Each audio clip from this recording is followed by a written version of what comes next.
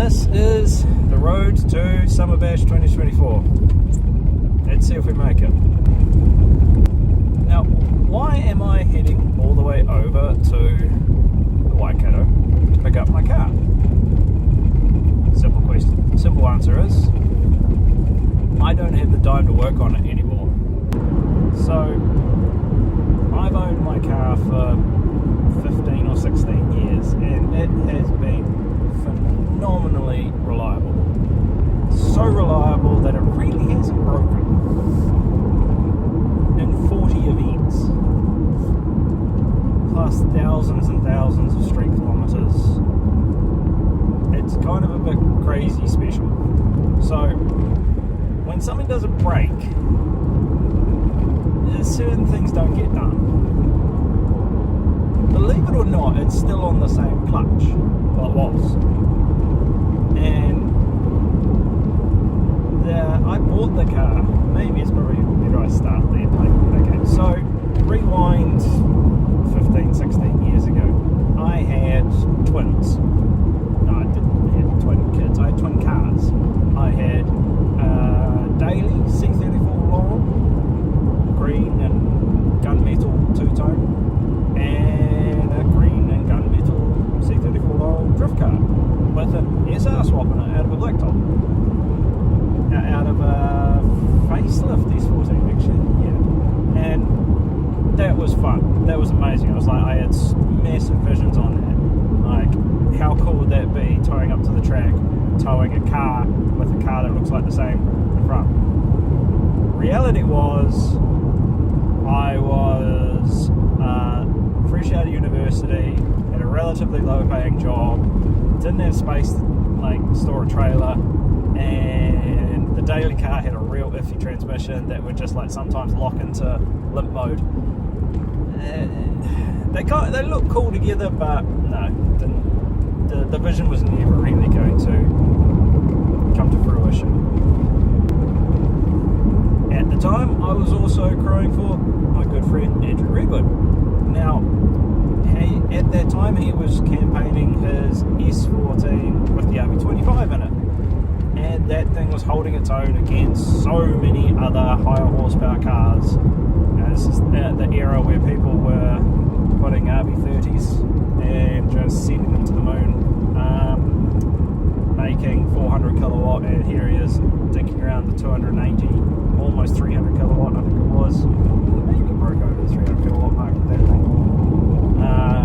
Small boxes with straight cut gears, second and thirds, and yeah, it was a lot of fun, and it gave me a lot of faith in that chassis. So sold the twins and immediately went on the hunt. Now I was living in Auckland. I found an S13 with an RB20 and small box out west for about 6.5, I think at the time. It was certified, warrant registered, yeah, just 6,500 New Zealand. You know, just start working that through in your head. That's how long ago we're going back. So,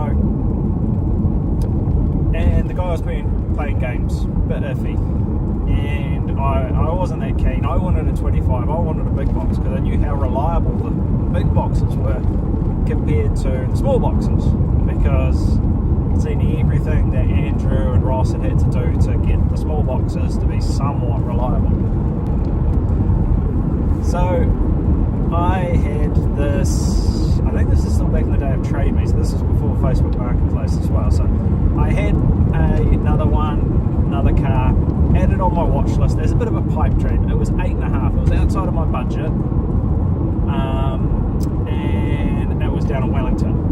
And I messaged the guy, and to be honest, this is a good lesson for anyone just trying to really buy something they want. I started off by just completely saying, look, I really like this car, and I understand it is worth what you are asking for it as well. However, if you were willing to take bits off, make some concessions, I make the deal easier, yada yada yada.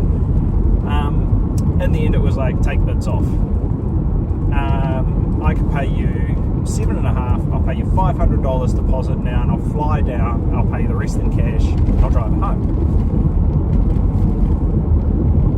Yes, he said yes, and at that point I'm ecstatic. So the car is a RB25 DET, genuine DET, Series 1 R33, and it was swapped in. There were some old photos. This is like, I don't even know what it was. I don't know where they got the photos from. It was like maybe like a Mighty Car Mods forum or something like that. The guy had made a thread on there. So I got photos of the original thing. You can see the front cut there. You can see the car there.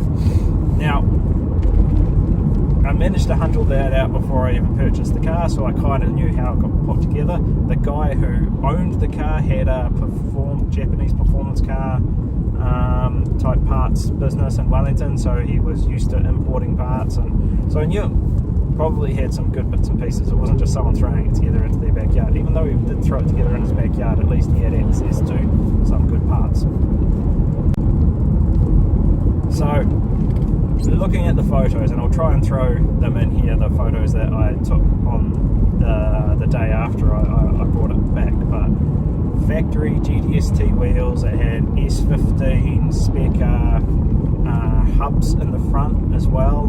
The R33 25T brakes front and rear. I believe it actually didn't have the subframe swap, but it had diff and axles and hubs in the back as well. So suspension wise, pretty good. Had some old Team HAs in it, which was kind of what you did back then. Had some no-name brand camber arms in the rear, but I think it still had stock toe arms. Didn't have any caster arms in the front. The guy hadn't built it for drifting. He had built it as a burnout car. And we'll get back to why I kind of thought it was actually built for drifting, but we'll get back to the history of the vehicle. But anyway, so they put that together. So they hadn't just blocked the engine in and everything was standard or anything like that. It was done right. But barring a few bits and pieces that were a little bit questionable on the car, and like a little bit of a crinkle in the rear quarter, which I later found out the history of that too. It seemed like a solid car, and everything that I sort of learnt was, hey, this is going to be the best base going forward. Fast forward to today.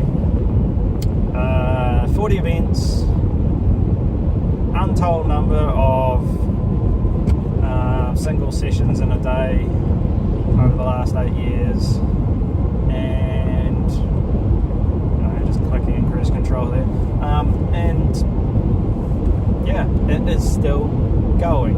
Same block. The internals have not been opened. Okay, first time this clutch has been replaced, and I found out through the old photos when old mate was actually putting it in the car. He split the gearbox and the engine, and he put in a lightened flywheel and a 5-puck solid centre clutch, which explains a lot. So that was an amazing combination, and it did me so solid. So those finally have, well, at least one in the clutch anyway, has given up. Well, not given up the ghost. It was still actually working, and that was a crazy thing about it, and I'll throw some photos up soon. So, but it was high time. There was times there when I was actually street driving it into, I don't know, get a wheel alignment or a car show or something like that. And if I was stuck in traffic for any amount of time, the clutch would get a little bit strange. I thought it was fluid because the pedal would change and feel, but come to find out that the clutch was pretty worn, and it was actually wearing out the flywheel as well. Now on top of that, at the other end of the engine, the RB problems were happening. It was leaking oil. Like every time I take it for a drive, it would warm up. I'd take it for a drive, and as soon as you got on it or anything, just constant smell of burning oil. I traced that down. I thought it was leaking cam covers, as most people do. No. I had fresh cam cover seals in it, all torqued down with like new hardware and everything. No, not a problem. Cam seals. Okay, and I'm doing cam seals. Haven't done a water pump in it yet. Haven't done a cam belt. Haven't done a front main. Haven't done a rear main. So down the rabbit hole we went. But once you're in the rabbit hole, you're like, I don't have the time. I have 3 children. I have a small little hobby farm to take care of as well, and it's like, I don't have the time for this.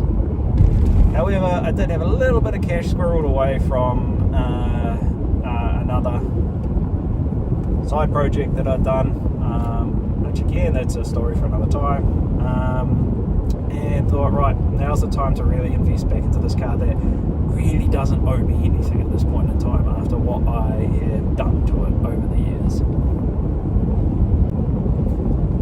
So it had a birthday, and not by my hand. It had a birthday by the hand of the lovely Ben. Not me, Ben Jenkins. So this is a massive thank you to him. And that's where we're heading right now. Car is all done, wrapped up, ready to go. We're going to go pick it up and drag it home. Because that was only the first stage in getting this car ready to get back on track. There's a lot more to come. There is some visual refreshes that I really want to do. Again, this is time allowing. I think I've got about 5 or 6 weeks in between working 2 jobs and everything else. So we'll see. It's nothing like just biting off way more than you can chew.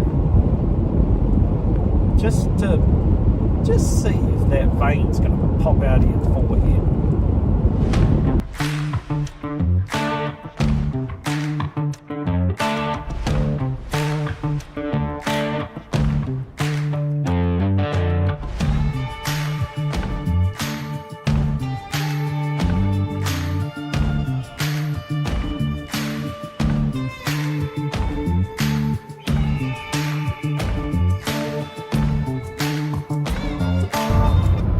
Status update.